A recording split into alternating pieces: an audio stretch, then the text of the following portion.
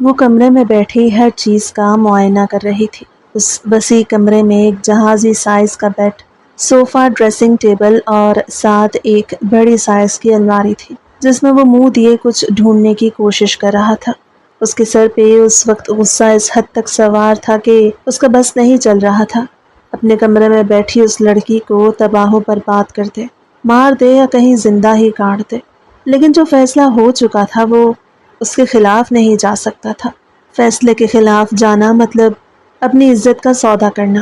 وہ آنے والے وقت میں گاؤں کا سرپنچ بننے والا تھا۔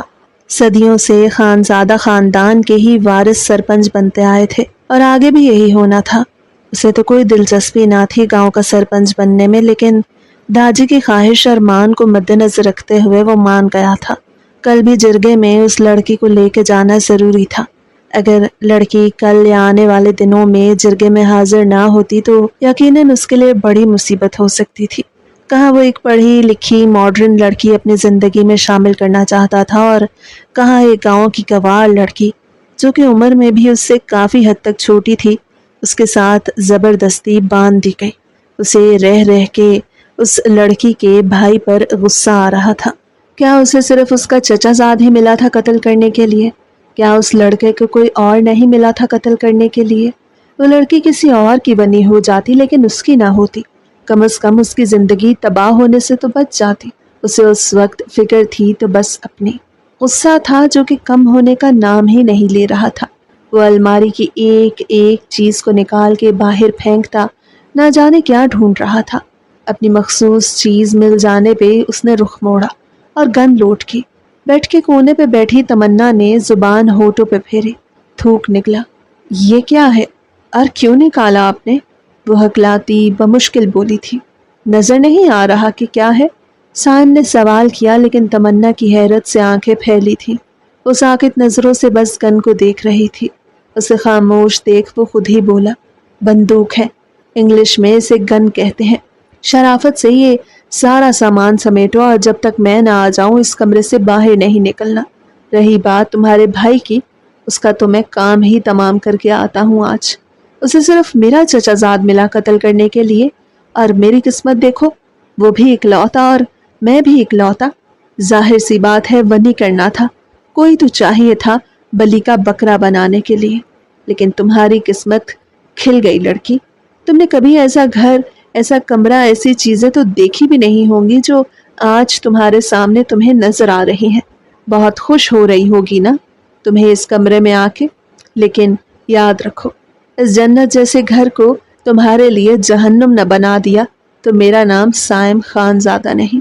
وہ غصے سے ایک ایک لفظ چبا کے ادا کرتا، پاؤں میں پڑے ٹیل کو پاؤں مار کے وہاں سے وہ غصے سے ایک ایک لفظ چبا چبا کے ادا کرتا، پاؤں میں پڑے ٹیبل کو پاؤں مار کے وہاں سے جا چکا تھا، جبکہ پیچھے تمنا بس اپنے خشک لب بار بار زبان سے تر کر رہی تھی، اللہ میاں مجھ پہ رحم کیجیے گا، میری اس میں کوئی غلطی نہیں ہے، میں سچ میں کچھ نہیں جانتی، قتل کس نے کیا کس نے نہیں کیا؟ وہ چھت کی طرف دیکھ کے بولی۔ آنکھوں میں متواتر آنسو بہہ رہے تھے، گوری رنگت میں سرخی گھلی تھی، رونے کے باعث آنکھیں سوجی ہوئی تھیں اور آنکھوں کے ڈورے لال ہو رہے تھے۔ سادے سے لباس میں وہ بیٹھی بس اپنے ہاتھوں کو ہی گھور رہی تھی، انگلیوں کو آپس میں الجھاتے اپنی سوچوں میں گم تھی کہ وہ واپس کسی طوفان کی مانند کمرے میں آیا اور اسے بیٹھا دیکھ بازو سے پکڑ کے کھڑا کیا۔ تمہیں میری بات سمجھ میں نہیں آئی تھی کہ یہ کمرہ صاف کرو، واپس آ کے تم سے نمٹوں گا، جب تک میں نہیں آتا بس تم اس کمرے کو ہی سنوارتی رہو گی، اور جب میں یہاں آؤں تو میرے لیے کپڑے اور کھانا دونوں مجھے کمرے میں چاہیے، کیونکہ اب مجھے اپنے گھر والوں کی شکل نہیں دیکھنی، اور میرے گھر والوں سے نفرت کی وجہ بھی تم ہو، کیونکہ انہوں نے زبردستی تمہیں میرے سر پہ جو تھوپ دیا۔ وہ کہہ کے تمنا کو بیڈ پہ دھکیلتا خود اپنا والیٹ اور چابی اٹھا کے کمرے سے باہر نکل گیا۔ تمنا کچھ نہ بولی، آنسو صاف کرتی سامان سمیٹنے لگی۔ وہ یونیورسٹی کے گراؤنڈ میں موجود تھا، تمام اسٹوڈنٹس اس کے گرد دائرہ بنائے کھڑے اس کا مذاق اڑا رہے تھے۔ وہ بس خود پہ ضبط کرتا منہ جھکائے خاموشی سے کھڑا تھا، معمولی سا کھیل جس میں ہار جانے کے بعد اسے سب اس طریقے سے ٹریس کر رہے تھے جیسے اس نے ہار کے بہت بڑا گناہ کر دیا ہو۔ وہ ہارا تھا، وہ کچھ کہہ نہیں سکتا تھا، لیکن اس طریقے سے اس کا مذاق بنانے کی وجہ کوئی اور نہیں، بس ارسلان خان زادہ تھا، جس نے پہلے مذاق بنانا شروع کیا اور اس کے بعد آہستہ آہستہ تمام اسٹوڈنٹ زاویار کے قریب جمع ہونے لگے اور اس کا مذاق بنانے لگے۔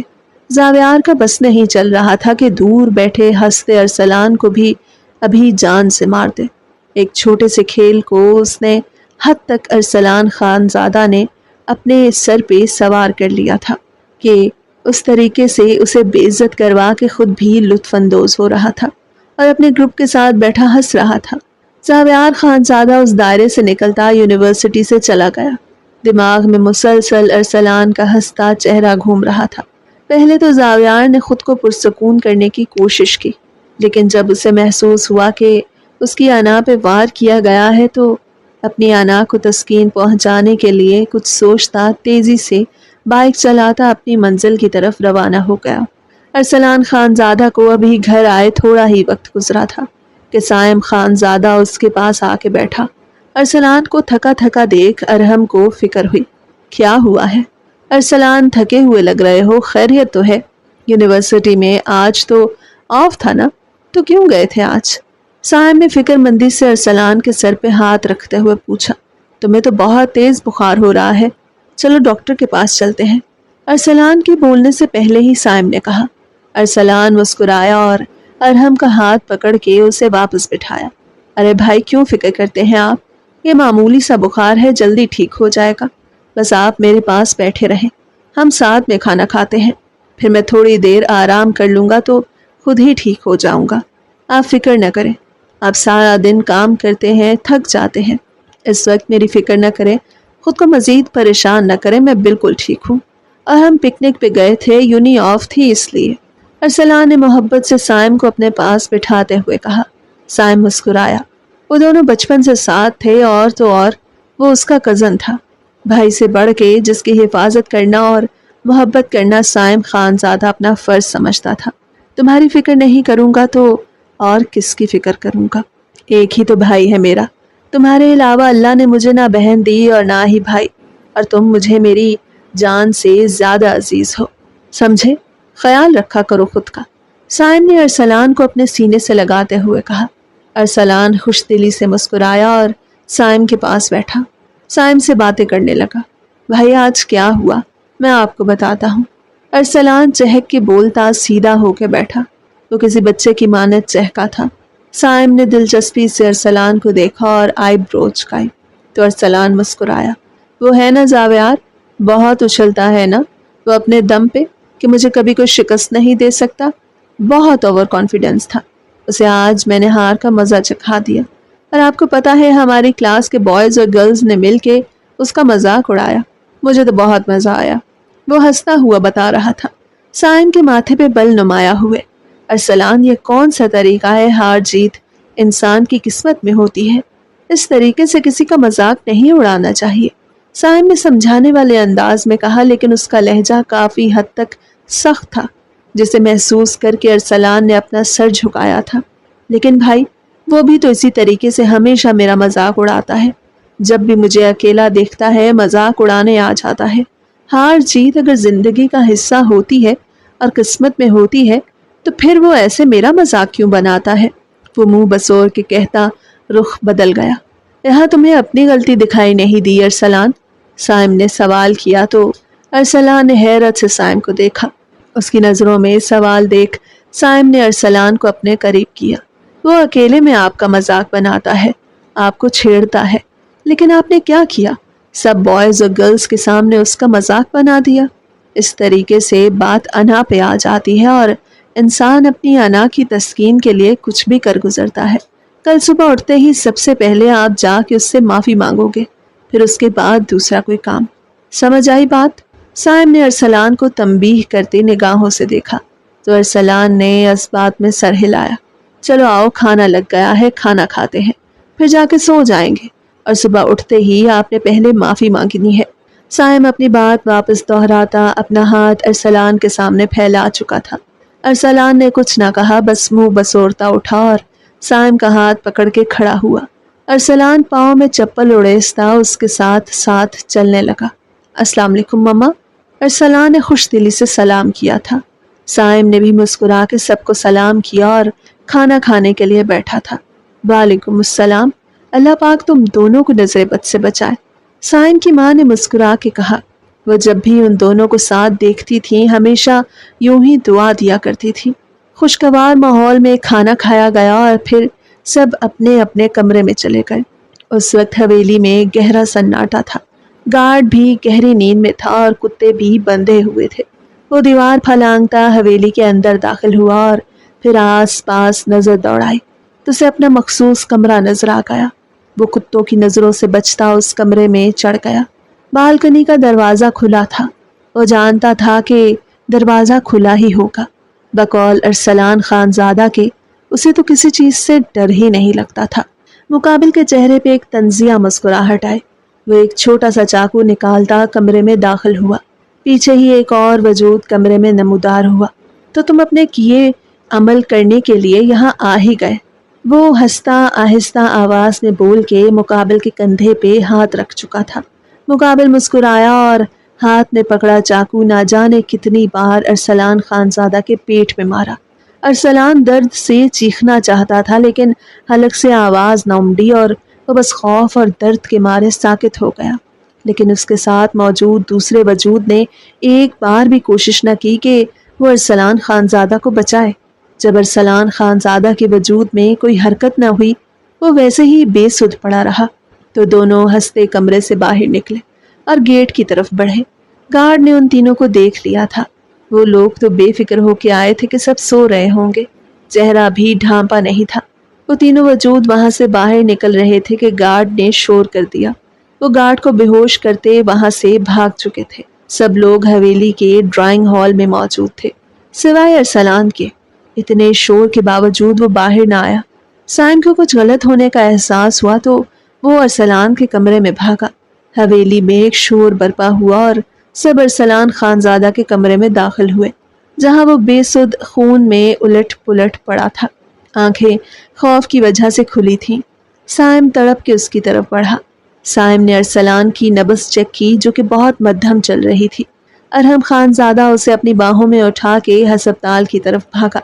ताजी देखे ना मेरे बेटे को क्या हुआ है, किसने क्या किया है, ये मैं उसकी जान ले लूंगी। अरसलान खानजादा की माँ धाड़ी। बेफिक्र रहो, हम भी उसे नहीं छोड़ेंगे जिसने हमारे पोते की ये हालत की है। दाजी करख्तगी से बोलते ड्राइवर को गाड़ी निकालने का कह चुके थे। दाजी साइम खानजादा और अरसलान खानजादा की माँ के साथ अस्पताल की तरफ रवाना हुए। साइम अपने बाप और चचा के साथ अरसलान खानजादा को लेकर अस्पताल के लिए निकल चुका था। 30 मिनट का सफर साइम खानजादा ने 5 मिनट में तय कर लिया।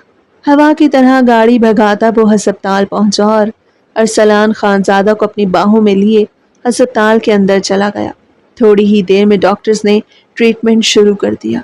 साइम खानजादा बस खामोशी से अपने हाथों को एक दूसरे में उलझाए अपने माथे पे टिका के बैठा कुछ सोच रहा था।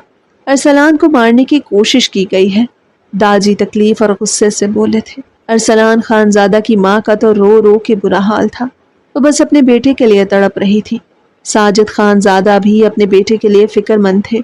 वहीं माजिद खानजादा भी अपने भतीजे के लिए फिक्रमंद थे। दादी की आवाज़ साइम खानजादा के कानों में पड़ी तो अरहम उठ के मगरूर चाल चलता अपने दादी के सामने आया। दादी, ये तो मैं भी जानता हूँ, अरसलान को कत्ल करने की कोशिश की गई है, लेकिन किसने? साइम गुस्से से एक एक लफ्ज चबा के बोला था। इससे तो मैं भी बेखबर हूँ, लेकिन ज्यादा देर तक बेखबर नहीं रहूंगा। जो गार्ड बाहर बेहोश पड़ा था वो कहाँ है? साइम संजीदगी से कहता आईसीयू की तरफ बढ़ा। साथ ही आया है, डॉक्टर के पास है, जाओ जाके जो पूछना है पूछ सकते हो। दादी कहते वहीं बैठे और डॉक्टर के बाहर आने का इंतजार करने लगे। साइम के आईसीयू की तरफ बढ़ते कदम रुके। वो पलटा और लंबे लंबे कदम उठाता उस गार्ड की तरफ चला गया। वो वार्ड के अंदर दाखिल हुआ तो सामने ही गार्ड सर थामे बैठा था। साइम खानजादा उसकी तरफ बढ़ा। गार्ड ने अपनी सांसें रोक ली। किसने किया है ये? साइम बिना लिहाज के गार्ड को झिंझोड़ चुका था। क्या हमने तुम्हें सोने के लिए रखा है? अगर तुमसे ड्यूटी नहीं होती तो बोल दो, हम तुम्हें यहाँ से फारिग कर देंगे। अगर मेरे भाई को कुछ हुआ तो याद रखो, जिंदा मैं तुम्हें भी नहीं रहने दूंगा। سائم خانزادہ نے کبھی اپنے گارڈ سے اس طریقے سے بات نہیں کی تھی۔ وہ گارڈ تو سائم خانزادہ سے عمر میں بھی کافی حد تک بڑا تھا۔ وہ گارڈ خود حیران تھا کہ آج کس طریقے سے سائم خانزادہ اس سے بات کر رہا ہے۔ پہلے کبھی تو سائم نے اس طریقے سے اپنے سے بڑوں سے بات نہیں کی تھی۔ آج بے شک اس کا غم بڑا تھا، اسے تکلیف تھی، تبھی وہ اسی طریقے سے بات کر رہا تھا۔ ایسے کیا دیکھ رہے ہیں میری طرف؟ گارڈ کو اپنی طرف بے یقینی سے دیکھ سائم نے غصے سے کہا۔ تو گارڈ نظریں جھکا گیا۔ میں نہیں جانتا کہ کیسے ہوا ہے، کس نے کیا ہے۔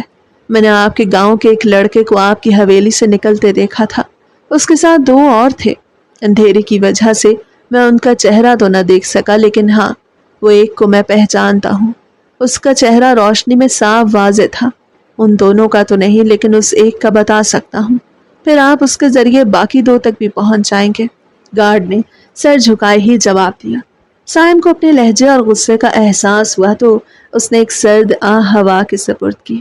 گارڈ کو بیٹھنے کا اشارہ کیا اور کرسی گھسیٹ کے اس کے سامنے ہی بیٹھا۔ کون ہے وہ؟ نام بتائیں اس کا۔ سائم نے گارڈ کے چہرے کو دیکھتے ہوئے کہا۔ چہرے پر جھریاں صاف نمایاں تھیں، سر پہ چوٹ لگنے کی وجہ سے پٹی بندھی تھی، سر سے نکلا خون چہرے پہ جم چکا تھا، ہاتھ باقاعدہ کانپ رہے تھے۔ ارحم نے منہ موڑ کے ایک سرد آہ بھری۔ وہ غصے میں ایک بزرگ پہ ہاتھ اٹھانے جا رہا تھا۔ سائم کو اپنی غلطی کا احساس ہو رہا تھا۔ وہ آپ کے گاؤں کے نعمان کا بیٹا ہے۔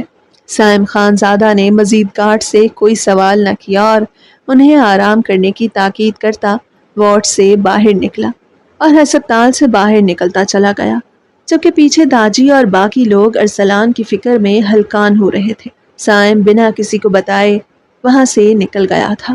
اس رات کے 2 بج رہے تھے۔ مجال ہے جو وہ سوئی ہو۔ بار بار اس کی ماں اٹھتی اور اسے سونے کی تاکید کرتی، واپس جا کے لیٹ جاتی، لیکن وہ بس آرام سے ناول سامنے رکھے، منہ میں ببل ڈالے اپنے کالے گھنے بالوں کو ایک لٹ کو انگلیوں سے الجھاتے ہوئے ناول پڑھ رہی تھی۔ جب اس کی ماں ایک آدھے گھنٹے بعد آتی تو 5 منٹ بعد سونے کا کہتی وہ واپس ناول پڑھنے لگتی۔ تمنا، کیا ہو گیا ہے بیٹا؟ اب ٹائم دیکھو 2 بج رہے ہیں اور ابھی تک تم ناول پڑھ رہی ہو۔ اب اور مزید نہیں، چلو لاؤ ادھر 2 ناول۔ تمنا کی ماں نے آگے بڑھ کے تمنا سے ناول چھینا تو وہ منہ بسورتی اٹھ بیٹھی۔ اماں کیا ہو گیا ہے؟ تھوڑی دیر پڑھوں گی پھر سو جاؤں گی، 5 منٹ کے بعد، 5 منٹ پکا۔ وہ منتیں کرتی اپنی ماں کے ہاتھ سے ناول لینے لگی، لیکن فاطمہ بیگم تو جیسے اب اس کی ایک نہ سننے والی تھی۔ ناول لیتی زبردستی تمنا پہ ایک کمبل ڈالتی، خود کمرے سے نکل گئی۔ تمنا جانتی تھی کہ اس کی ماں نے ناول کہاں رکھا ہے، اس لیے خاموشی سے اپنی ماں کے سونے کا انتظار کرنے لگی۔ 5-10 منٹ بعد جب تمنا کو لگا کہ اس کی ماں سو گئی ہے تو وہ موبائل اٹھا کے دروازہ کھولتی دبے دبے پاؤں سے کمرے سے باہر نکلی اور صحن میں بنی چھوٹی سی دیوار کے پاس لگے ڈبے کے طرف بڑھی۔ ہمیشہ اس کی ماں ناول لے کے یہیں چھپایا کرتی تھی، کیونکہ تمنا کی عادت تھی کہ وہ ہمیشہ ناول پڑھتی ہی پائی جاتی۔ نہ اسے گھر میں کسی کے آنے کا لحاظ ہوتا، نہ کسی سے بات کا، یہاں تک کہ جب کھانا بھی کھا رہی ہوتی تو سامنے ناول ہوتا، اسی لیے وہ تمنا سے ناول لے کے ہمیشہ یہیں چھپاتی تھی۔ تمنا نے آگے بڑھ کے وہ ڈبہ کھولا اور ناول ہاتھ میں لے کے خوش ہوئی۔ گھر کے باہر ایک گاڑی آ کے رکی۔ اس سے پہلے باہر آیا انسان دروازہ بجاتا اپنی ماں کے اٹھنے کے ڈر سے تمنا دروازے کی طرف بھاگی اور فوراً دروازہ کھول دیا۔ فائزہ کی نظریں مسلسل اپنی ماں کے کمرے کے دروازے کی طرف تھی کہ کہیں وہ اٹھ تو نہیں گئی۔ تمنا کو لگا تھا کہ اس کا بھائی آیا ہے، کیونکہ اس کا بھائی اکثر یوں ہی دیر سے آیا کرتا تھا۔ اس نے آگے بڑھ کے مقابل کا ہاتھ تھاما اور اندر کھینچ لیا۔ کیا کرتے ہیں زاوی بھائی؟ آپ کو نہیں پتا اس وقت ماما سو رہی ہوتی ہیں؟ چلیں آپ۔ وہ اندھیرے میں ہی مقابل کو اندر کی طرف دھکا دیتی دروازہ بند کر چکی تھی۔ تمنا نے جب دیکھا کہ زاویار اپنی جگہ سے نہیں ہلا ہے تو وہ اسے دھکا دیتی اپنے کمرے میں دھکیل چکی تھی۔ مقابل تو حیران تھا کہ کس دیدہ دلیری سے اس نے اسے گھر میں گھسا لیا۔ وہ زاوی کہہ رہی تھی، یعنی کہ وہ اسے زاویار سمجھ رہی تھی۔ مقابل کو ایک پل کے لیے حیرت بھی ہوئی، کیا یہ لڑکی بنا سوچے سمجھے ایسے ہی دروازہ کھول دیتی ہے؟ خدا نخواستہ اگر اس کی جگہ کوئی اور ہوتا تو شاید یہ لڑکی ایسے سلامت نہ رہتی اب تک۔ وہ جس کام کے لیے آیا تھا وہ کام چھوڑ بس وہ उस लड़की को ही देखता रह गया जो दरवाज़ा बंद करके जा चुकी थी। साइम ने एक नज़र कमरे में दौड़ाई। वो एक छोटा सा कमरा था जिसमें एक चारपाई पड़ी थी जिस पर नफासत से बिस्तर सेट किया हुआ था। दूसरी साइड एक टेबल जिस पर जग और पानी का ग्लास पड़ा था। एक बड़ा सा आईना कमरे में लगा था। मुकाबिल लड़की यकीनन खुद को देखने, सजने, संवारने की शौकीन थी, तभी इतना बड़ा आईना उसके कमरे में था। साइम ने नफ़ी में सर हिलाया और उसके वापस आने का इंतज़ार करने लगा। साइम को अब गुस्सा आ रहा था कि उनके घर वालों की नींद हराम करके कैसे ये लोग सुकून से सो रहे थे। साइम को बैठे थोड़ी ही देर हुई थी कि वो कमरे में दाखिल हुई। नजरें हाथ में पकड़ी ट्रे में रखे नॉवल पे थी। कैसी लड़की थी, इसे नजरें उठा के एक नज़र मुकाबिल को देखना भी मुनासिब न समझा कि मुकाबिल खड़ा उसका भाई है या कोई और। साइम बस उसका अपनी तरफ देखने का इंतज़ार करने लगा। साइम उसके मासूम चेहरे में खोया था। घनी पलकें जो कि झुकी हुई थीं, घने काले आबशार से बाल जो कि उसकी कमर पे फैले थे। सफ़ेद कलर के सादा से लिबास में उसका सफ़ेद बदन मज़ीद चमक रहा था। चेहरा किसी भी दाग से पाक, छोटी सी नाक, गुदाज लब, आंखें तो उसने अभी देखी ही नहीं थी। वो तो बस उसकी ज़ुबान को चलता देख रहा था कि किस हद तक उसकी ज़ुबान तेज़ थी। बैठ जाए ना, खाना खा लें, मैं बर्तन उठा लूँगी। मैंने मामा को उठा दिया तो यकीनन आपकी क्लास लग जानी है। वो नावल पढ़ती बात मुकाबिल खड़े इंसान से कर रही थी।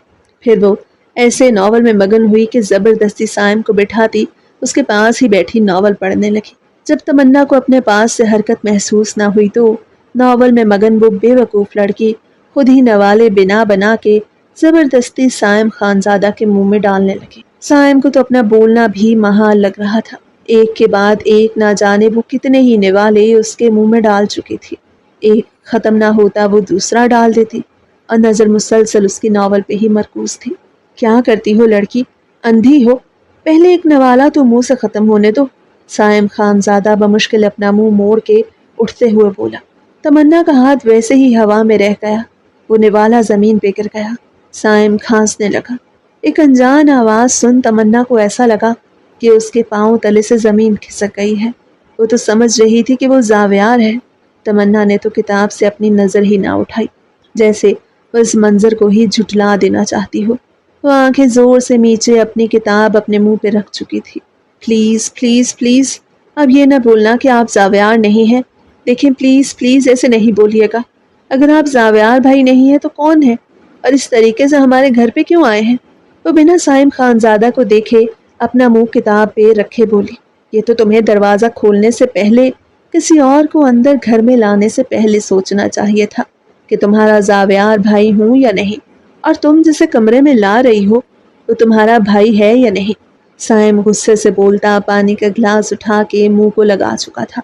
एक तो उसे भूख ना थी, दूसरा उस लड़की ने ज़बरदस्ती उसे ना जाने कितने ही निवाले खिला दिए थे। और हैरत की बात ये थी कि साइम खानजादा कब से खामोश बैठा था। वो चाहता तो उसे पहले निवाले पे ही टोक देता, लेकिन ना जाने क्यों उसे ये लड़की पागल झल्ली मालूम हुई। वो देखना चाहता था कि ये लड़की किस हद तक पागल है, और वो देख चुका था कि वो लड़की नॉवल के पीछे बेइंतहा पागल थी। यहाँ तक कि नॉवल के सामने वो किसी को देखती ही नहीं थी। नॉवल के आगे उसे कुछ दिखता ही नहीं था शायद। तमन्ना ने अपनी आंखों के ऊपर से किताब थोड़ी नीचे की, जिससे सिर्फ उसकी आंखें और पेशानी साफ वाज़ेह हुई। तमन्ना ने आंखें खोली तो अरहम की ब्राउन कान सी आंखों ने तमन्ना की ग्रे आंखों में झांका। साइम साकित खड़ा बस तमन्ना की आंखों में देख रहा था। अगले ही पल साइम अपनी नजरें फेर गया और अपना मकसद याद आने पे गन निकाली और लोट करता तमन्ना को उठने का इशारा कर चुका था। तमन्ना उछल के चारपाई पे खड़ी हुई। हाय अल्लाह, आप चोर हो? मैंने एक चोर को ही घर में घुसा लिया। या अल्लाह, एक दफ़ा बचा ले, मैं पक्का कह रही हूँ नावल पढ़ना छोड़ दूंगी। तमन्ना दोनों हाथ अपने कानों को लगाती आसमान की तरफ देख के आंखें बंद किए दुआ मांग रही थी। ओह हेलो मैडम, कोई नावल नहीं है ये। जो तुम ऐसे करोगी मैं तुम पे फिदा हो जाऊंगा, तुम्हें छोड़ दूंगा। ऐसा कुछ नहीं होगा, ये हकीकी ज़िंदगी है। 2 मिनट है तुम्हारे पास। ज़ाव्यार को मेरे सामने ले आओ, वरना उसके बाद फिर इस घर में जो मौजूद हैं उसे जिंदा नहीं रहने दूंगा मैं। चलो निकलो। वो गन तमन्ना की तरफ पॉइंट करता उसे इशारा कर चुका था। तमन्ना की आंखों में पल में आंसू भरे और وہ چھوٹے چھوٹے قدم اٹھاتی کمرے سے باہر نکلی۔ سائم نے سکھ کا سانس لیا۔ سائم ابھی بیٹھا ہی تھا کہ تمنا پھر کمرے میں داخل ہوئی۔ سائم کھڑا ہوا اور گن تمنا کی طرف پوائنٹ کی اور آئی برو اچکائے۔ وہ میں نے اپنے بال باندھنے ہیں، ایسے گئی تو ماما ڈانٹیں گی۔ وہ انگلیاں مڑوڑتی معصومیت سے آنکھیں پٹپٹا کے سائم خانزادہ کو دیکھ کے بولی۔ سائم خانزادہ کو یہ چھوٹی سی بچی معلوم ہوتی تھی جس کا قد اس کے کندھوں سے بھی نیچے آتا تھا اور چہرے پہ بلا کی معصومیت تھی، اور تو اور اس سچویشن کو بھی سیریس نہیں لے رہی تھی، بجائے اس سے ڈرنے کے اتنے آرام سے بات کر رہی تھی۔ سائم نے اسبات پہ سر ہلا دیا تو وہ اپنی چارپائی کی طرف بڑھی اور کیچر اٹھا کے اپنے بالوں کو کور کیا۔ آدھے بال اس کے چہرے پہ تھے تو آدھے ویسے ہی کمر پر۔ سائم خانزادہ نے اس لڑکی کی عقل پہ ماتم کیا۔ یہ کیسے بال باندھے تھے اس لڑکی نے؟ سائم خانزادہ کو اپنی طرف اس طریقے سے دیکھتا دیکھا تو سر جھکا لیا۔ وہ سائم اس کی نظروں میں سوال دیکھ چکی تھی۔ وہ مجھے بال بنانے نہیں آتے اس لیے ایسے ہی باندھ لیے، اب اگر یہ ٹھیک نہیں ہے تو آپ اجازت دیں تو ماما سے بنوا کے آ جاؤں۔ وہ پھر معصومیت کی حدیں پار کرتی آنکھیں پٹپٹا کے بولی، میں یہاں تمہیں شادی کرنے اور لے جانے نہیں آیا۔ خاموشی سے جاؤ اور اپنے ماں باپ کو لے کے آؤ یہاں پہ، ورنہ میں تمہیں یہیں کھڑے کھڑے ہمیشہ کے لیے سکون کی نیند سلا دوں گا۔ سائم نے جب غصے سے کہا تو وہ دوڑتی اپنے کمرے سے باہر نکلی، لیکن کمرے کے باہر کھڑی اپنی بڑی بہن کو دیکھ پل میں تمنا کی حالت غیر ہوئی تھی۔ تمنا نفی میں سر ہلاتی اپنے قدم پیچھے لینے لگی۔ مجھے پتا تھا تمہارا کہیں نہ کہیں چکر چل رہا ہے، ورنہ موبائل لیے کمرے میں بند کون رہتا ہے؟ ناول کا تو صرف بہانہ تھا، اصل وجہ تو یہ سامنے کھڑے ہیں جناب۔ زکیہ ایک ایک لفظ کو غصے سے ادا کرتی سائم کو دیکھ رہی تھی۔ زکیہ کو اب مزید غصہ آنے لگا کہ اس حد تک خوبصورت انسان آخر اس کی زندگی سے پہلے اس کی چھوٹی بہن کی زندگی میں کیسے آ گیا۔ کہنے کو تو وہ اس کی بہن تھی، لیکن سوتیلا پن دکھانے میں زکیہ نے کوئی کسر نہیں چھوڑی تھی۔ فاطمہ بیگم نے کبھی زکیہ اور تمنا میں فرق نہیں کیا تھا۔ تمنا کی پیدائش پہ ہی اس کی ماں کا انتقال ہو گیا تھا۔ تمنا کی پرورش کے لیے نعمان صاحب نے دوسری شادی کی تھی۔ نعمان صاحب نے ایک بیوہ سے شادی کی تھی جس کے پہلے سے ہی 2 بچے تھے۔ زکیہ اور زاویار دونوں ہی تمنا سے بڑے تھے۔ نعمان کی امیدوں پہ پورا اترتی فاطمہ بیگم نے تمنا کو اپنی سگی بیٹیوں سا پیار دیا تھا، لیکن زکیہ نے کبھی تمنا کو اپنی بہن نہیں مانا تھا۔ اسے ہمیشہ یہ لگتا تھا کہ اس کے ماں باپ نے ہمیشہ سے تمنا کو زیادہ پیار دیا، اس کے لاڈ اٹھائے، کبھی زکیہ کو اہمیت نہ دی۔ زاویار کو بھی تمنا بہت عزیز تھی، کیونکہ زکیہ کے مقابلے میں تمنا اپنے بھائی کا بہت زیادہ خیال رکھتی، اس کی ہر بات مانتی، زاویار کی تکلیف پہ تڑپ اٹھتی۔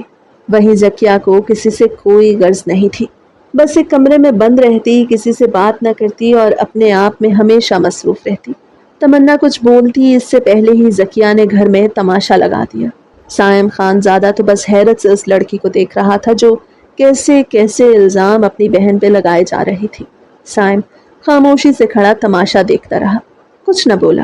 جب موبائل پہ اپنے داجی کی کال دیکھی تو وہ انہیں وہیں چھوڑتا موبائل کان کو لگائے ایک سائیڈ کھڑا ہوا۔ سامنے سے کہے جانے والے الفاظ اور حکم کو سن کے گھر میں ہوتی چیخ پکار اور تماشے کو سن سائم نے ہوائی فائر کیا۔ زکیہ کی زبان کو بریک لگا تو وہیں نعمان اور فاطمہ بیگم سہم گئے۔ فاطمہ بیگم کو نعمان کے خلاف کھڑے دیکھ زکیہ کو تو بہت سکون ملا تھا، وہیں نعمان صاحب تو یہ ماننے کے لیے راضی ہی نہ تھے کہ تمنا ایسا کچھ کر سکتی ہے۔ تمنا انہیں یقین دلا رہی تھی کہ وہ اس لڑکے کو نہیں جانتی، وہ کیوں آیا ہے یہاں وہ یہ بھی نہیں جانتی۔ وہ بار بار سائم کو بلانے کا بولتی، لیکن سائم خاموش، بس کبھی تمنا کے چہرے کو تو کبھی زکیہ کے چہرے کو دیکھتا۔ زکیہ کی آنکھوں کی چمک وہ دیکھ چکا تھا۔ فائر پہ سب خاموش ہوئے تو سائم خانزادہ ان چاروں کو لے کے اپنے دادا کے حکم کے مطابق جرگے میں چلا گیا۔ تمنا پورے راستے روتی آئی، کیونکہ وہ بار بار اپنی ماں کو پکار رہی تھی، لیکن اس کی ماں نے اسے بالکل نظر انداز کر دیا۔ سائم بار بار روتی پکارتی تمنا کو دیکھتا، لیکن خاموشی سے گاڑی ڈرائیو کرتا۔ وہ جرگے کی طرف بڑھ رہا تھا۔ کیا تم رونا بند کرو گی؟ تمنا کے رونے سے زچ ہو کے سائم نے کہا، میں آپ کو کب سے بول رہی ہوں کہ آپ کچھ بولیں، لیکن آپ خاموش ہیں۔ آپ بتائیں تو صحیح، اب بھائی کے لیے گھر پہ آئے تھے نا کہ میرے لیے؟ تمنا آخر میں روتی ہوئی چیخی۔ فاطمہ بیگم نے حیرت سے پہلے تمنا اور پھر سائم کو دیکھا۔ کیا مطلب؟ तुम्हारे भाई के लिए घर आया था, क्या कर दिया उसने? फातिमा बेगम ने हैरत से पूछा था, जबकि नोमान साहब की पेशानी पे भी बल नुमाया हुए थे। वो गांव के सरदार के बेटे का एहतराम करते साथ तो आ गए थे, लेकिन उन्हें वजह मालूम नहीं थी कि आखिर वो क्यों उन्हें लेके जा रहे हैं। वो तो आपको जिरगे में जाके ही मालूम होगा कि क्या किया है आपके बेटे ने। साइम गुस्से से साइम ने गुस्से से कहा था, आप जरा तमीज से बात करें मेरी मामा से, तमन्ना गुस्से से बोली। साइम ने खा जाने वाली नजरों से उसे देखा और फिर बिना कुछ कहे गाड़ी ड्राइव करने लगा और जल्द ही वो जिरगे में थे, जहां दादी बैठे पहले ही कुछ बात कर रहे थे। जैसा कि आप लोगों को मैंने थोड़ी देर पहले ही बताया, नुमान साहब के बेटे ने मेरे पोते का कत्ल कर दिया। जबकि उसका बेटा नहीं मिलता, हम उससे बनी लेंगे। जिरगे में दाखिल होते ही जो अल्फाज सुन के समातों से टकराए, वो सुन के नुमान साहब कांपे थे। दादी की करख्त आवाज पे साइम ने बेयकीनी से अपने दादी को देखा और फिर अपने बाप को, जो आंखों से साइम को खामोश होने का इशारा कर चुके थे। नहीं, मेरी दोनों बच्चियां मासूम हैं और मेरा बेटा जावेयार ऐसा नहीं कर सकता। मेरा बेटा तो घर ही नहीं आया और जब तक आप ये साबित ना कर दें कि कत्ल जावेयार ने किया है, तब तक हम बनी नहीं दे सकते। नुमान साहब लहजा मजबूत करते बोले। नुमान के पीछे खड़ी तमन्ना मजीद अपने बाप के पीछे छुपी थी। वो वनी की नॉवल पढ़ती थी। वनी क्या होता है वो ये भी जानती थी। नुमान साहब की बेटी जकिया ने तो वहां से खिसकने में ही अपनी आफियत जानी। वो नहीं जानती थी उसका निकाह किससे होने वाला है, लेकिन वो अपने बाप को अच्छे से जानती थी कि वो छोटी से पहले बड़ी बेटी को ब्याहने के ख्वाब देखते हैं। बलि का बकरा उसे ही बनाया जाने वाला था, इसीलिए उसने वहां से भागने में ही अपनी आफियत जानी। तुम सबूत मांगते हो, हम तुम्हें सबूत देंगे, दादी ने मजबूत लहजे में कहा। तो वो गार्ड सामने आया और हर्फ ब हर्फ वही सबको बताया जो उसने साइम खानजादा को बताया था। बुलाओ अपनी बड़ी बेटी को, हम वनी लेंगे अपने पोते के लिए। दादी की बात पे अरहम ने अपनी मुट्ठियां भींची और आंखें बंद कर ली। अरसलान खानजादा की यूं अचानक मौत और फिर अचानक इतना बड़ा फैसला कैसे कर सकते थे दादी उसके लिए? क्या उनके लिए इतनी आम बात थी किसी को इस पाक रिश्ते में बांध देना? साइम अपने बाप के कहने पे खामोश रहा, लेकिन अब उसे सामने बैठे हर इंसान से नफरत होने लगी, और ख़ास तौर पर उस लड़की से जो उसके निकाह में आने वाली थी। उस लड़की की तेज चलती जुबान को देख चुका था कि कैसे वो अपनी छोटी बहन पे ही इल्ज़ाम लगा रही थी। वो बिना सुने पल में ही उसकी माँ को अपनी छोटी बहन के खिलाफ कर चुकी थी। आखिर कैसे वो उस लड़की से निकाह कर सकता था? जरगे में शोर गूंजा कि नुमान साहब की बड़ी बेटी तो यहाँ है ही नहीं। दादी ने बिना वक्त जाया किए तमन्ना को ही बनी लेने का फैसला किया। नहीं नहीं दादी, ऐसा जुल्म न करें, ये मासूम बच्ची है। ये कल ही तो 18 साल की हुई है। ये आपके हाथ में पली बड़ी बच्ची है।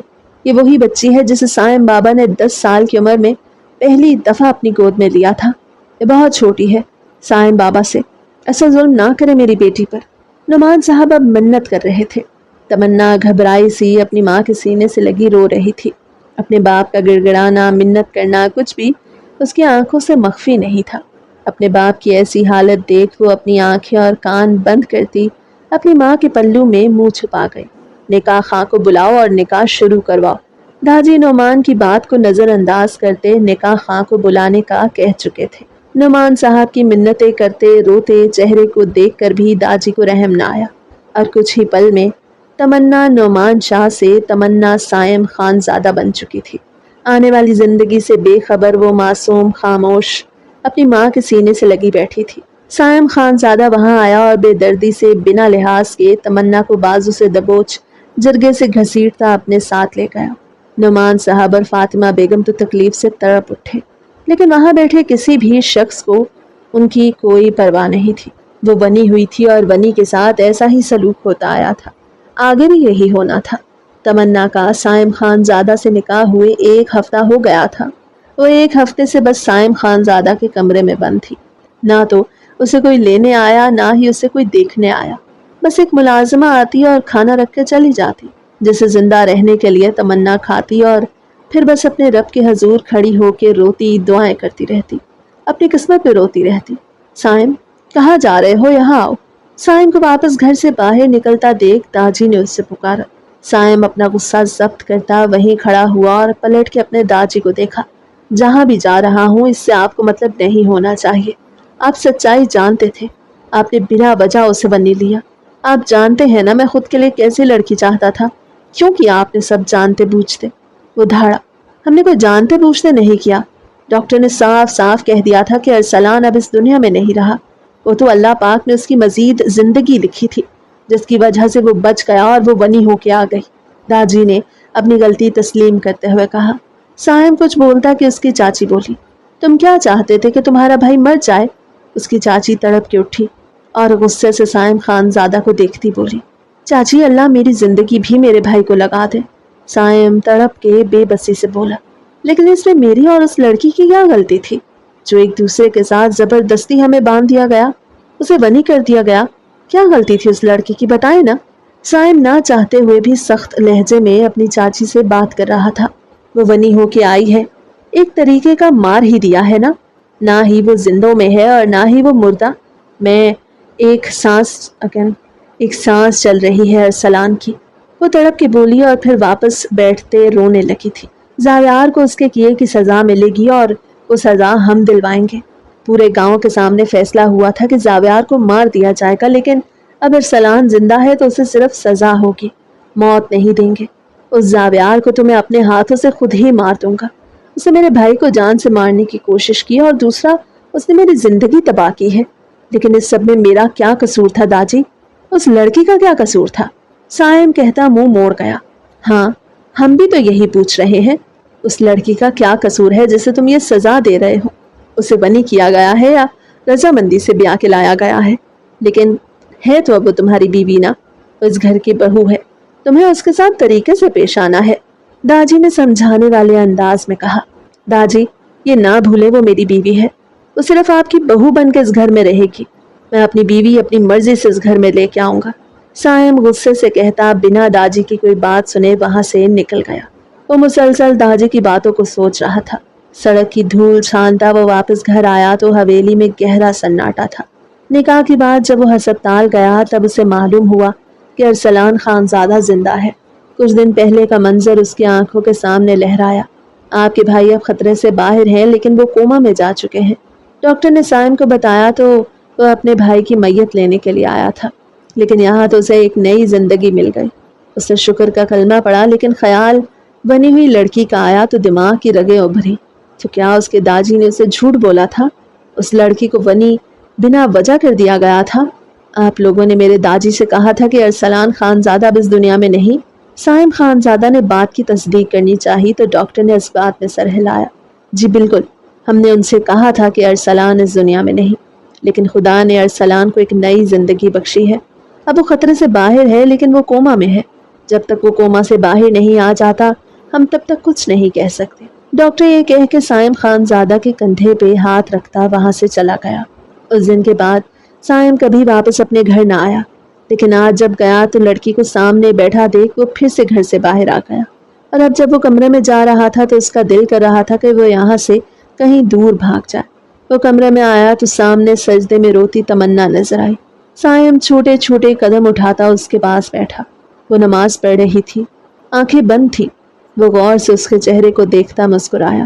یہ وہی لڑکی تھی جس نے پہلی دفعہ میں ہی اس کو حیران کر دیا تھا۔ کیسے وہ لڑکی بے دھڑک ناول پڑھتی اپنے ہی خیالوں میں گم اسے ہی کھانا کھلا رہی تھی۔ سائم نفی میں سر ہلاتا ہنسا۔ تمنا نے سلام پھیرا تو سامنے سائم کو بیٹھا دیکھ منہ جھکا لیا۔ میں نے آپ کی زندگی خراب کر دی، آپ کو پڑھی لکھی اچھی لڑکی چاہیے تھی لیکن میں آپ کی زندگی میں آ گئی۔ وہ ہاتھوں کو آپس میں الجھاتی سائم خان زادہ کے کہے الفاظ دہرا رہی تھی۔ سائم نے نظریں اٹھا کے اپنے سامنے بیٹھی اس معصوم لڑکی کو دیکھا، پھر اس کے ہاتھ کو تھام لیا۔ میں نہیں جانتا کیا صحیح ہے اور کیا غلط، لیکن اتنا ضرور کہوں گا، جو وقت تھا جو ہوا وہ واقعی غلط تھا۔ ایک اور چیز آج مجھ پہ واضح ہوئی تھی، سائم نے کہا تو تمنا نے حیرت سے اسے دیکھا۔ زاویار نے میرے بھائی کو قتل کرنے کی کوشش نہیں کی تھی۔ ارسلان کے کچھ دوست تھے جو چڑھتے تھے ارسلان سے۔ صحیح کہتے ہیں لوگ، پیسہ حسد کی وجہ بنتا ہے، اور ارسلان سے حسد کی وجہ بھی صرف اس کا پیسہ تھا۔ وہ چڑھتے تھے اس سے، اس کی شہرت سے، اور کچھ ہمارے خانزادہ صاحب ہی ایسے تھے کہ انہیں شو آف کرنا بہت پسند تھا، اسی لیے اسے اس کے کیے کی سزا ملی ہے۔ اور رہی بات تمہاری تو تم تو پاگل ہو، ناول لے کے آیا ہوں تمہارے لیے، जब मैं घर ना हूं तो तुम्हारी वक्त गुजारी का सबब बन जाएगा। साहिब मुस्कुरा के उठा तो तमन्ना ने बेयकीनी से उसे देखा और फिर सोफे पे पड़े नॉवल को। वो चह के नॉवल उठाती पूरे कमरे में चक्कर लगाने लगी। ये मेरे लिए है, क्या मैं इन्हें पढ़ सकती हूँ? वो बेयकीनी से साइम को देखते बोली। साइम नफी में सर हिलाता मुस्कुरा के वॉशरूम में बंद हुआ। वो बाहर आया तो सामने तमन्ना को नॉवल में मगन देख साइम के माथे पे बल नुमाया हुए। वह आगे बढ़ा और तमन्ना के हाथ से नॉवल ले लिया। तमन्ना ने हैरत से उसे देखा और आईब्रो उचकाई। नॉवल ला के दे दिया है, इसका मतलब ये नहीं कि तुम अपने शौहर को ही भूल जाओ। तुम्हें जाने से पहले मैंने हुक्म दिया था कि मेरे कपड़े मुझे तैयार मिलने चाहिए और मेरा खाना मुझे कमरे में ही चाहिए।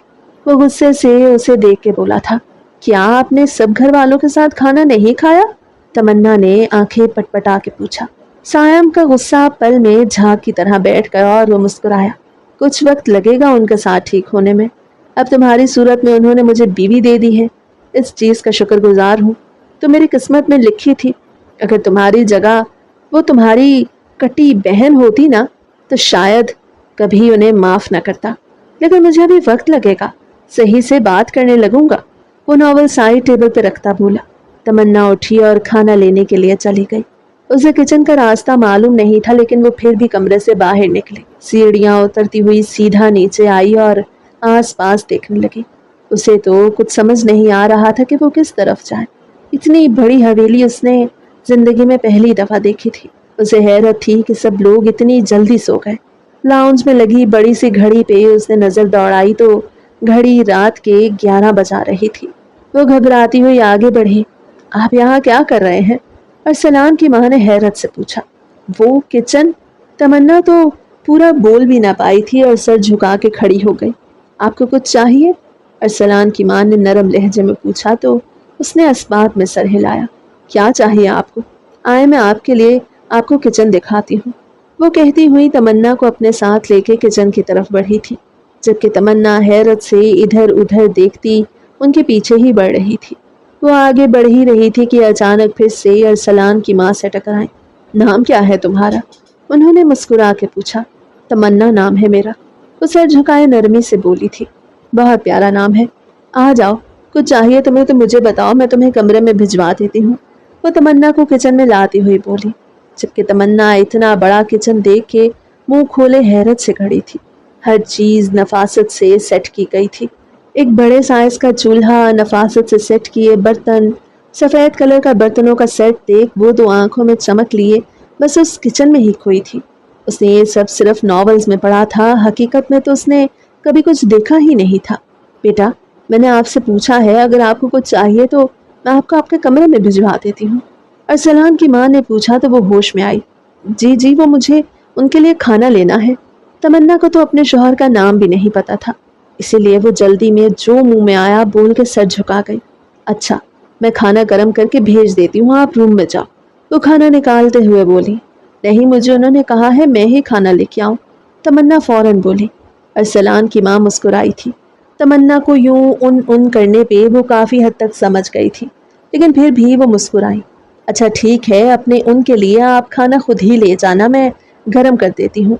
सायम नाम है उसका, तुम प्यार से पुकार सकती हो। इस हमारे घर में कोई भी रोक टोक नहीं नाम लेके शौहर को पुकारने में। वो खाना गर्म करते हुए बोली थी, और तुम्हें यहाँ घबराने की ज़रूरत नहीं। हाँ बेशक पहले हम लोग तुमसे गुस्सा थे, तुम्हारे लिए दिल में नफरत थी, लेकिन जब से पता चला तुम्हारे भाई का कोई कसूर नहीं और हमने तुम्हारी ज़िंदगी ख़राब कर दी तो हमें अफसोस है। लेकिन अब जो भी है, तुम्हारी ज़िंदगी यही है, तुम्हें इस चीज़ को एक्सेप्ट करना चाहिए। वो समझाने वाले अंदाज में बोली। हाँ बिल्कुल, उसे एक्सेप्ट करना चाहिए इस चीज़ को, और कमरे से बाहर निकलेगी तो एक्सेप्ट करेगी। सायम की माँ किचन में दाखिल होते हुए बोली। तमन्ना ने हैरत से उन्हें देखा। वह इस घर की औरतों से अभी तक नहीं मिली थी। सायम उसे कमरे में छोड़ के चला गया था। इसके बाद वो कमरे से बाहर नहीं निकली थी। आज कमरे से बाहर आई थी। सांस है तुम्हारी। तमन्ना को हैरत से सायम की माँ को देखते देख अरसलान की माँ ने कहा। अस्सलाम वालेकुम। तमन्ना ने एहतरामन सलाम किया। वालेकुम अस्सलाम। कब तक कमरे में रहने का इरादा है? 1 हफ्ता हो गया। वो फ्रिज से दूध निकालते बोली। मुझे उन्होंने कहा था कि जब तक मैं ना आऊँ कमरे से बाहर नहीं निकलना। वो साफ गोई का मुजाहिरा करती सर झुका गई। अच्छा, ऐसा कहा था उसने? اس کے تو کان میں کھینچوں گی۔ اب کل سے تم جیسے ہی اٹھو گی سب سے پہلے آ کے ہم سے ملو گی۔ کمرے سے باہر جب تک نہیں نکلو گی تو گھر والوں کو جان نہیں سکو گی، اور میں چاہتی ہوں کہ اب تم اس گھر کو ہی اپنا گھر مانو۔ جو ہونا تھا وہ ہو گیا، ہم اس چیز کو بدل نہیں سکتے۔ تم اب اس گھر کی بہو ہو، تمہیں چاہیے کہ تم گھر کے معاملات کو سمجھو، سائم کی ماں نے محبت بھرے انداز میں کہا۔ تمنا نے اس بات میں سر ہلایا۔ تھوڑی ہی دیر میں وہ کھانا لے کے اپنے کمرے کی طرف بڑھ گئے۔ دیکھنے میں بچی لگ رہی ہے، چھوٹی سی، داجی نے بھی نہ جانے کیا کر دیا یہ، سائم کی ماں نے افسردگی سے کہا۔ نصیب میں جو لکھا ہوتا ہے بھابھی وہی ہوتا ہے، آپ کیوں فکر کرتی ہیں؟ آپ جلدی سے جائیں، چائے بنائیں، نہیں تو پھر سے چیخو پکار شروع ہو جانی ہے کہ سر میں درد ہو رہا ہے۔ ارسلان کی ماں نے کہا تو وہ مسکرائیں۔ ارسلان کیسا ہے؟ وہ چولہے پہ چائے چڑھاتے ہوئے بولی۔ ٹھیک ہے، خطرے سے باہر ہے، ارسلان کی ماں نے کہہ کے ایک سرد آہ بھری اور واپس اپنا کام کرنے لگی۔ سائم کی ماں نے بھی اس بات میں سر ہلایا اور مزید باتیں کرتی وہ اپنا کام کر رہی تھی۔ جن لوگوں نے ارسلان پہ حملہ کیا تھا، داجی کے کہنے پہ سائم نے پولیس کے حوالے کر دیا تھا انہیں، ورنہ وہ تو خود انہیں سزا دینے کی سوچ رکھتا تھا۔ لیکن ارسلان ٹھیک ہے، یہ سوچ داجی نے اپنا فیصلہ بدل دیا، ورنہ تو وہ خود ان لوگوں کو اپنے ہاتھوں سے مارنے کا ارادہ رکھتے تھے۔ جبکہ زاویار کو تو کچھ بھی نہ کہا گیا۔ وہ واپس آئی تو سائم صوفے پہ بیٹھا موبائل چلا رہا تھا۔ وہ خاموشی سے کھانا رکھ کے سائم کے پاس بیٹھی، ناول پڑھنے لگی۔ سائم مسکرایا اور نوالے بنا بنا کے کچھ کہے تمنا کو کھلانے لگا۔ وہ ناول میں اس قدر مگن تھی کہ احساس ہی نہ ہوا کہ سائم اسے کھانا کھلا رہا ہے۔ وہ بس کھانا کھاتی آرام سے ناول میں مشغول تھی۔ کھانا ختم ہونے کے بعد سائم تمنا سے ناول لے کے ٹیبل پہ رکھتا اسے سونے کا آرڈر دے چکا تھا۔ بس تھوڑی دیر، پھر اس کے بعد سو جاؤں گی، وہ منت بھرے انداز میں بولی تھی۔ میں منع کر چکا ہوں نا، وہ کرخت لہجے میں کہتا کھڑا ہوا اور لائٹ بند کرتا لیٹ گیا۔ دوسری طرف تمنا آ کے لیٹی، اس کی بڑبڑ بھی وہ صاف محسوس کر رہا تھا۔ تھوڑی دیر بعد خاموشی ہوئی تو سائم نے آنکھیں موند لی۔ تمنا تھوڑا قریب ہو کے لیٹی تو تمنا کو خود پہ وزن محسوس ہوا۔ تمنا نے آنکھیں کھول کے اندھیرے میں ہی سائم کے چہرے کو دیکھنے کی کوشش کی۔ ایسے نہیں دیکھو، چاند کی پڑتی روشنی میں اس کا چہرہ دیکھ سائم نے تمنا کی ناک دبائی۔ ایک ہفتے کا وقت بہت ہے، اور جب پہلو میں اس قدر حسین بیوی ہو تو کون کمبخت منہ موڑ کے سوئے گا؟ باقی سب چیزوں کے لیے بہت وقت ہے، لیکن میں اپنے رشتے کو مزید وقت نہیں دینا چاہتا، وہ کہتا اس پہ جھکتا چلا گیا۔ تمنا کی حیرت سے آنکھیں پھیلی تھی۔ تمنا تو یہ سب ناول میں پڑھ کے ہی شرمایا جایا کرتی تھی، لیکن اس کے ساتھ حقیقی زندگی میں یہ سب کچھ ہو رہا تھا۔ تمنا نے اپنی آنکھیں زور سے بھینچی اور اپنا ناخن سائم کے کندھے میں گاڑ دیا، جبکہ سائم کے لبوں کو ایک مسکراہٹ نے چھو لیا۔ وہ دونوں کو ہر پردے سے آزاد کرتا اس پہ کسی کالی گھٹا کی مانند چھایا تھا۔ اس کے جسم کے پور پور پر محبت کی برسات کرتا وہ مکمل طور پہ اسے اپنے رنگ میں ڈھال رہا تھا۔ تمنا کی سسکیاں کمرے میں گونجی۔ چپ کرو، رونا بند کرو، تمنا کو روتا محسوس کر کے وہ کہتا اس کے لبوں پہ جھکا تھا۔ تھوڑی دیر میں وہ اس کے حواسوں پہ قابو پا گیا۔ تمنا اپنا آپ اس کے سپرد کیے اس کا ساتھ دے رہی